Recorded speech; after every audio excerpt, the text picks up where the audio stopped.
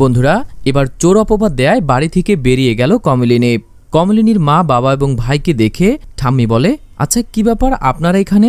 তখন কমলিনীর মা বলে, আমরা কি আসতে পারি না? আমরা তো অবশ্যই আসতে পারি, মেয়ের বাড়িতে আমরা যে কোনো সময় চলে আসতে পারি। তখন ঠাম্মি বলে, না মানে হঠাৎ করে আসলেন তো, তাই জিজ্ঞাসা করলাম আর কি। তখন কমলিনী বলে, আমি ওদেরকে আসতে বলেছি, এই বাড়িতে আমি আর থাকবো না, এই বাড়ি থেকে আমি এবার চলে যাব, আমি আমার বাবার বাড়িতে চলে যাব। আমি থাকলে যেহেতু আপনাদের অসুবিধা হচ্ছে, তাই আমি সিদ্ধান্ত নিয়েছি এই বাড়ি ছেড়ে আমি চলে যাব।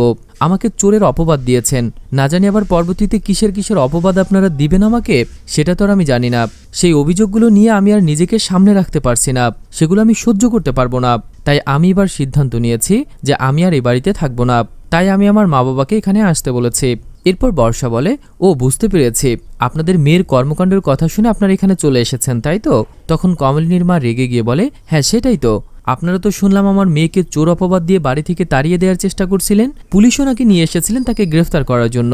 তখন বর্ষা বলে, সেটা তো করতেই হবে, বাড়িতে চুরি করেছে, পুলিশ তো আসবেই স্বাভাবিক, আর যে চুরি করেছে তাকে তো ধরে নিয়ে যাবেই, আর এ থেকে আমাদের কোনো হাত রয়েছে নাকি?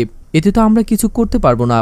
তখন কমলিনীর বাবা রেগে গিয়ে বলে, শাট আপ, তুমি একদম কথা বলবে না, মুখ সামলে কথা বলো। তুমি আমার মেয়ে সম্পর্কে কথা বলার অধিকার তোমাকে কে দিয়েছে? এত কথা বলার অধিকার তুমি কোথায় পেয়েছো? তুমি নিজের চরকায় তেল দাও। তুমি নিজে যে কুকীর্তিগুলো করেছো না, সেগুলো কি ভেবেছো আমরা জানি না? আমরা সবটাই জানি। তখন বুবলাই বলে, দাদাই এভাবে তুমি কথা বলতে পারো না, আমি চুপ থেকেছি বলেই কি আমার বউ চুপ থাকবে নাকি? তখন কমলিনীর বাবা বুবলাইকে বলে, খবরদার, তুমি একটা কথাও আর বলবে না, আর কোনো কথা বলবে না। তুমি বহু বছর ধরে তোমার মাকে অপমান করে যাচ্ছ, সেগুলো আমি সহ্য করে যাচ্ছি, আর কোনোভাবেই সহ্য করব না। তোমার বাবার বাড়ি নাকি এটা? তোমার যখন বাড়ি হবে সে বাড়িতে দাঁড়িয়ে দাঁড়িয়ে তুমি কথা বলো, এখন আপাতত চুপ করে দাঁড়িয়ে থাকো, তোমার আর কোনো কথাই আমি শুনতে চাই না।